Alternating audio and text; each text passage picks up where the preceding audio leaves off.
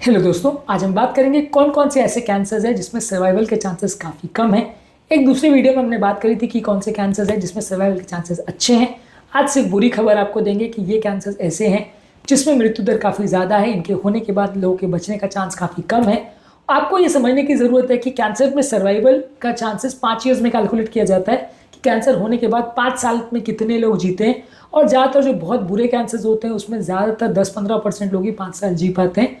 आज हम बात करेंगे ये कौन से कैंसर्स हैं जिसमें मृत्यु दर काफ़ी ज़्यादा है और इनका हो जाना लोगों के लिए बुरी खबर बन के आता है। ऐसा नहीं है कि बाकी कैंसर्स का होना एक अच्छी खबर है, पर ये और ज़्यादा बुरे हैं और ज़्यादा लीथल है और ज़्यादा जानलेवा है। इसलिए इनके बारे में विशेष रूप में जानना और इनको सही समय पर डिटेक्ट करना और इनके बारे में ज़्यादा जानकारी होना ज़्यादा आवश्यक है। टॉपिक पर जाने से पहले जो लोग हमारे चैनल पर नए हैं उन्हें रिक्वेस्ट करूँगा कि चैनल को सब्सक्राइब करें, वीडियोज़ को लाइक करें, शेयर करें, फॉलो करें, कमेंट करें, पूरा देखें। टॉपिक इंपॉर्टेंट है, इसे एंड तक देखिएगा। चलिए शुरू करते हैं।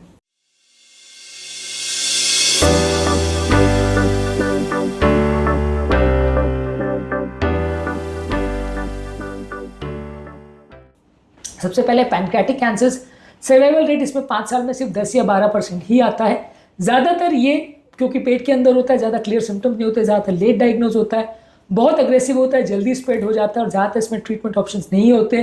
कीमोथेरेपी से भी ये ज़्यादातर रिस्पॉन्ड नहीं करता, सर्जरी के भी उतने ऑप्शंस नहीं रहते, आसपास बहुत वाइटल ऑर्गन्स है, जल्दी फैल जाता है तो सर्जरी के चांसेस अच्छे नहीं होते।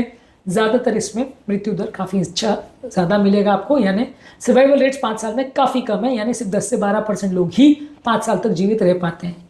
ग्लायोब्लास्टोमा जो कि ब्रेन का एक अग्रेसिव ट्यूमर है जिसमें 5 साल में सर्वाइवल रेट सिर्फ 5 से 7% है, यानी बहुत ही बुरा है। बहुत रैपिडली बढ़ने वाला ट्यूमर है, बहुत जल्दी हेल्दी टिश्यूज़ में घुसता चला जाता है। ज़्यादातर इसमें सर्जरी फीजिबल नहीं होती क्योंकि आसपास इतनी जल्दी फैल जाता है कि बाकी टिश्यू से इसको अलग करके हटाना और ऑपरेट करना ज़्यादातर मुश्किल हो जाता है। कीमो और रेडियोथेरेपी से भी बहुत अच्छा रिस्पॉन्ड नहीं करता है, इसलिए ये सबसे डेंजरस ट्यूमर्स में से माना जाता है।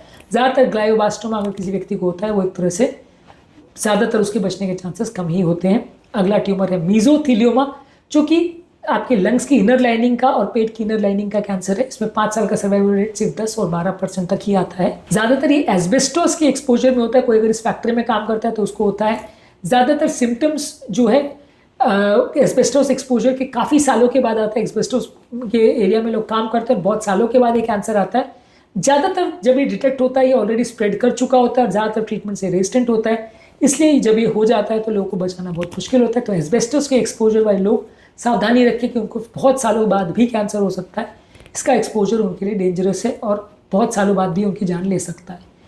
इसोफेजियल कैंसर का 5 साल का सर्वाइवल रेट 20% है। ज़्यादातर ये सिर्फ एडवांस स्टेज में डिटेक्ट होता है, जब खाना रुक जाता है या खाना निगलने में बहुत दिक्कत आने लगती है तभी ये डायग्नोज होता है और ये बहुत जल्दी स्प्रेड करता है। लोकेशन के हिसाब से इसको ट्रीट करना भी बहुत मुश्किल है, पूरा निकालना भी बड़ा मुश्किल है, बहुत जल्दी आसपास के इंपॉर्टेंट स्ट्रक्चर्स में स्प्रेड कर जाता है, इसलिए इसमें सर्वाइवल काफ़ी कम है।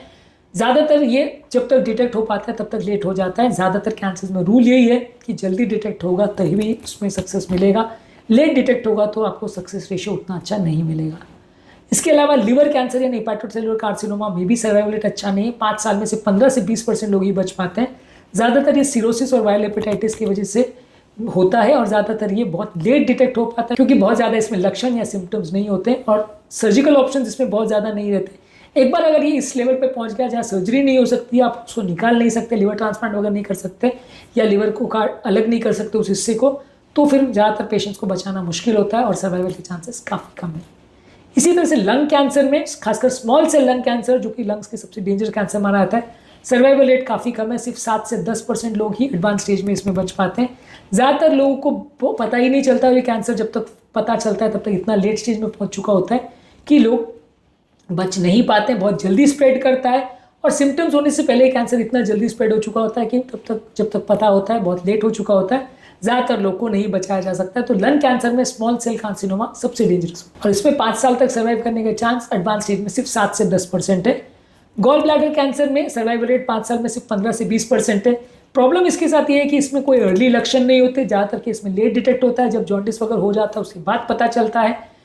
ज़्यादा ट्रीटमेंट ऑप्शंस एक बार फैल जाए तो ज़्यादा नहीं है, इसलिए इसमें भी सर्वाइवल रेट उतने अच्छे नहीं है।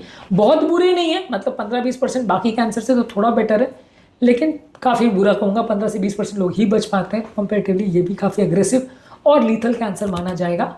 और इसके अलावा पेट का यानी गैस्ट्रिक कार्सिनोमा का भी 5 साल का सर्वाइवल रेट खाली 20 से 30% है। ज़्यादातर लोअर स्टेज में अगर लेटर स्टेज में डिटेक्ट हो तो सर्वाइवल का चांस इससे भी कम होगा। ज़्यादातर इसके सिम्टम्स बहुत वेग होंगे, थोड़ा सा एसिडिटी गैस का या खाने अटकने जैसा या इंडाइजेशन जैसे सिम्टम्स होंगे, इसलिए मिस हो जाता है। ज़्यादातर इतने इजीली एंडोस्कोपी वगैरह लोग करवाते नहीं, इसलिए भी मिस हो जाता है। एक बार ये अगर कैंसर बढ़ गया तो इसमें बहुत ज़्यादा ट्रीटमेंट्स इफेक्टिव नहीं हो पाती, सर्जरी भी इतनी ईजी नहीं होती, इसलिए ज़्यादातर पेशेंट्स नहीं बचते। ये सारे तरह के कैंसर्स पर हमने डिटेल में अलग अलग वीडियोस किए जो कि आप हमारे चैनल पर देख सकते हैं। ओवरऑल ये सारे कैंसर्स हैं जो एक तरह से बुरा खबर लेके आते हैं पेशेंट के लिए, और इनका होना ओवरऑल एक बुरी न्यूज़ है पेशेंट के लिए, जिसमें पेशेंट की मृत्यु दर काफ़ी ज़्यादा है। अर्ली डिटेक्शन ज़्यादातर कैंसर में की है, यदि ज़्यादातर कैंसर को आप जल्दी डिटेक्ट कर लो तो बचने के चांस अच्छे हैं। जो लोग में स्मोकिंग की, अल्कोहल की, एस्बेस्टोस एक्सपोजर और वायरल इन्फेक्शन की हिस्ट्री हो, वैसे लोगों में ज़्यादा सावधानी रखना चाहिए, और वैसे लोगों में रेगुलर बेस पे जांच करते रहना चाहिए ताकि कैंसर डिटेक्ट हो सके। फ्यूचर में ज़्यादा टारगेटेड थेरेपी और इम्यूनोथेरेपी और ज़्यादा बेटर मेडिकल थेरेपी की अवेलेबिलिटी से सर्वाइवल के चांसेस बढ़ सकते हैं, पर एज ऑफ नाउ जो सर्वाइवल डेटा अवेलेबल है इन कैंसर के साथ वो बहुत अच्छा नहीं है। आज के टॉपिक का मॉरल या थीम यही था डिस्कस करना कि कौन से कैंसर है जो सबसे ज़्यादा बुरे हैं। हर कैंसर में मृत्यु दर हर व्यक्ति में होगा ही, ऐसा ज़रूरी नहीं है। बहुत सारे कैंसर है जो बहुत अच्छे हैं, जिसमें 5 साल में 80-90% लोग बच जाते हैं। बहुत सारे कैंसर है जो बहुत बुरे हैं, जिसमें 5 साल में 10-15% लोग भी नहीं बच पाते हैं। तो हमें जानना समझना जरूरी है कि कौन से कैंसर ज़्यादा लीथल है, उनके बारे में ज़्यादा सतर्कता की ज़रूरत है। ओवरऑल कैंसर के बारे में ही ज़्यादा अवेयरनेस हो ज़्यादा अच्छा है, क्योंकि बीमारी ऐसी है कि जल्दी डिटेक्ट हो पाए तो ही ज़्यादातर ट्रीट हो पाती है। यदि बीमारी एक बार एडवांस स्टेज में पहुंच जाए तो फिर ज़्यादातर अच्छा कैंसर हो चाहे बुरा, ज़्यादातर मृत्यु दर इसमें बढ़ता चला जाता है। उम्मीद करूँगा कि आज के टॉपिक में कुछ नई बातें जानने को मिली होगी। जो लोग हमारे चैनल पर नए हैं उन्हें रिक्वेस्ट करूँगा कि चैनल को सब्सक्राइब करें, वीडियोज़ को लाइक करें, शेयर करें, फॉलो करें, कमेंट करें, पूरा दें।